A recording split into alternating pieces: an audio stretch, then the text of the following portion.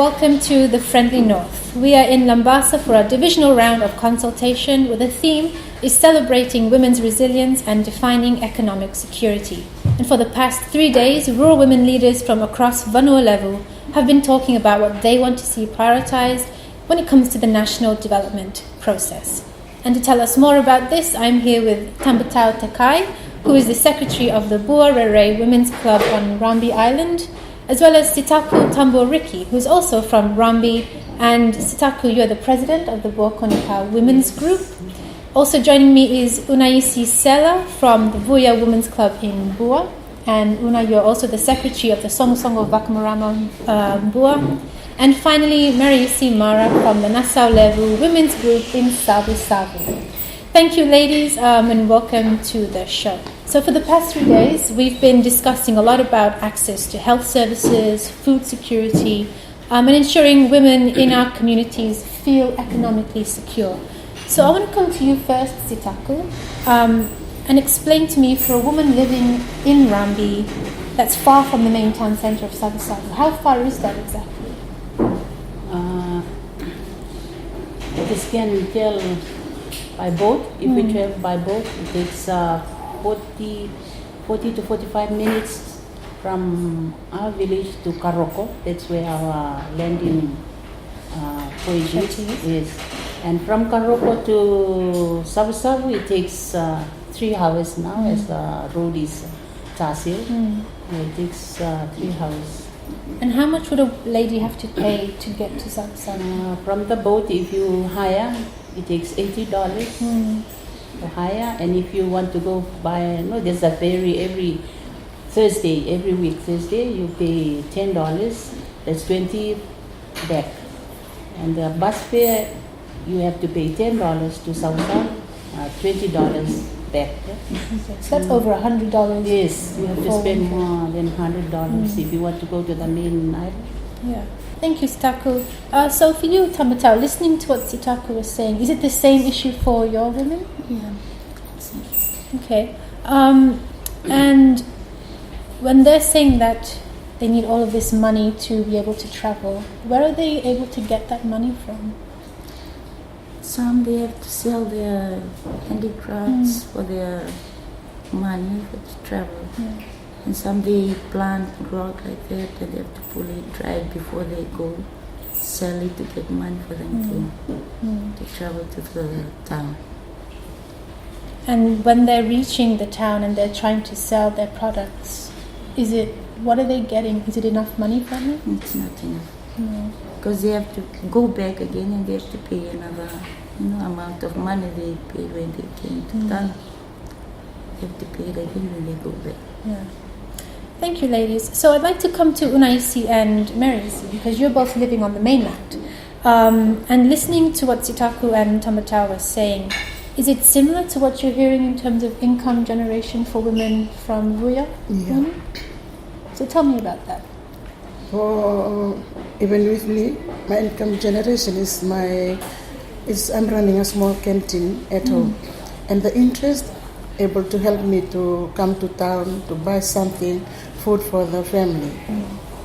And I also believe that you're living in one settlement, but you also have 7 settlements around. Yeah, in the village, 7 settlements. And so are you catering for those living in those settlements?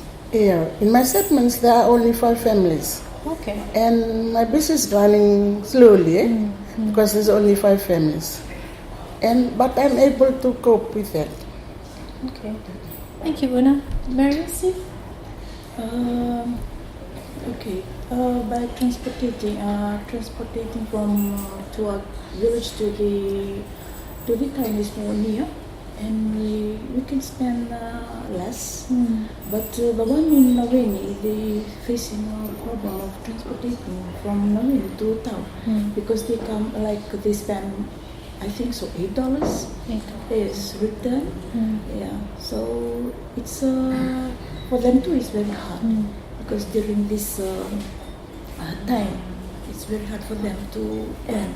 Some of them are working and some of them are not. Yes, and I think so they face the same problem too. By selling their work and food stuff to earn the money. Yes. Okay, thank you, ladies. So we've talked a bit about the development issues that's being faced in Bua, Rabi, and Savusavu. But now let's get into what needs to change. So we talked about the issues. Let's talk about what are the changes that we want to see when it comes to development. So Titaku and Tabatau, under the 2016 and 2017 national budget, I don't know if you know this, but the Ministry of Rural and Maritime Development was given $2.5 million. And this was for grants for self-help schemes for people, to use for their income. 2.5 million.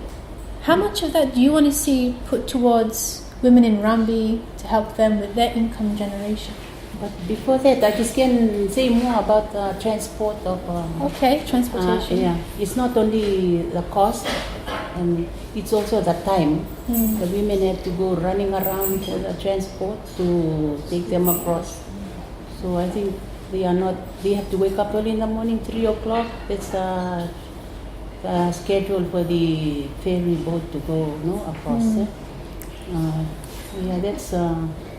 And what is it like for them to wake up at 3 o'clock in the morning and then get the transport to the ferry? What's that experience like? Is it easy? Is it a nice journey? No, it's not easy because especially as we are staying right at the other village, we have to go by bus in the afternoon.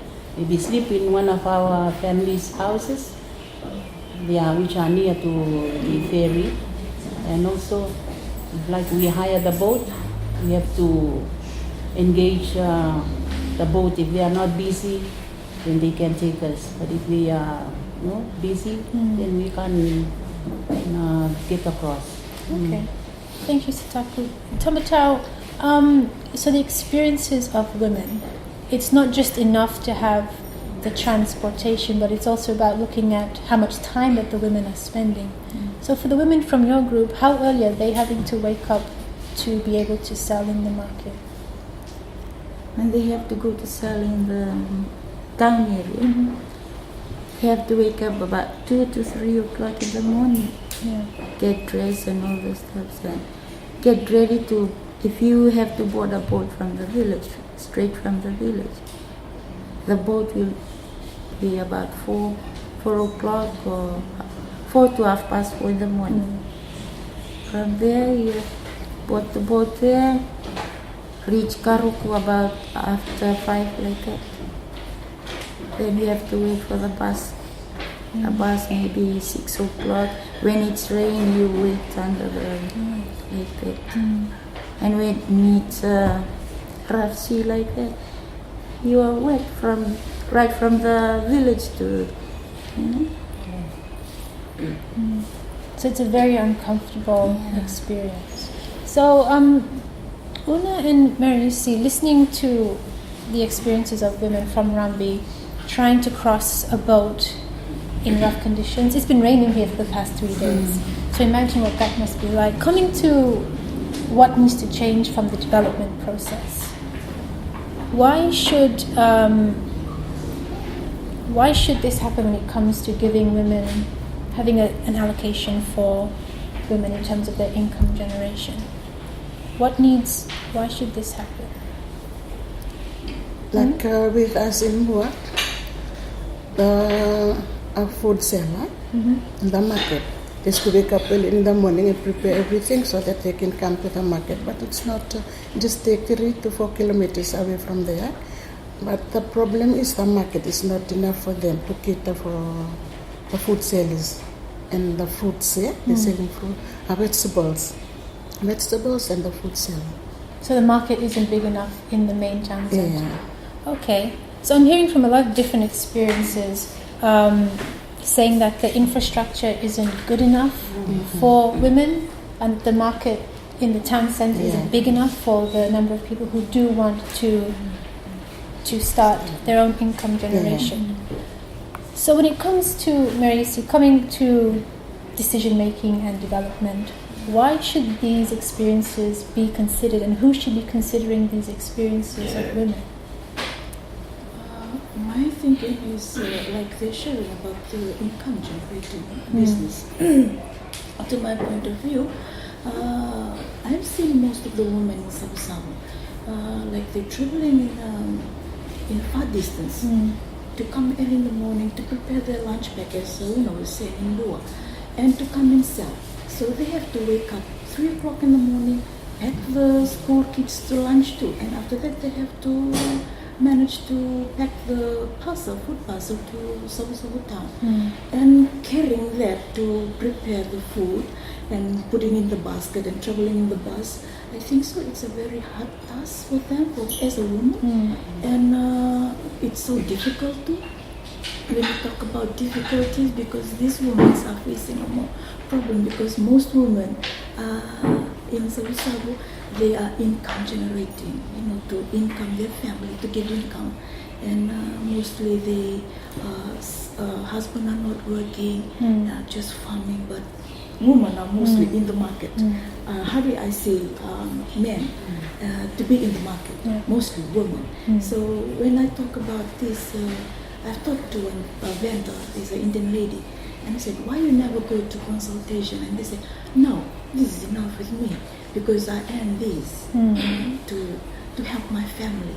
I think so. It's a very hard task for women to income the family. Yes, thank you. So they're focused on just trying to get money for their family, but they can't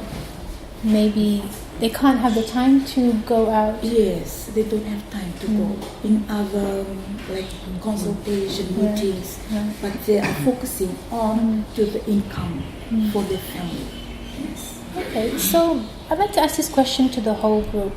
Then if women they don't have the time to sacrifice the money for their families to then go and attend consultations or meetings and bring their issues, what needs to change? Is it the time of the meetings that need to change, or is it the meetings need to come to the women? What do you think needs to happen when it comes to development? Maybe Titaku? You've been a district advisory councillor for Rabi, for the Rabi Council. In your experience and thinking about the issues that you've talked about now, how can it be more responsive to the needs of women?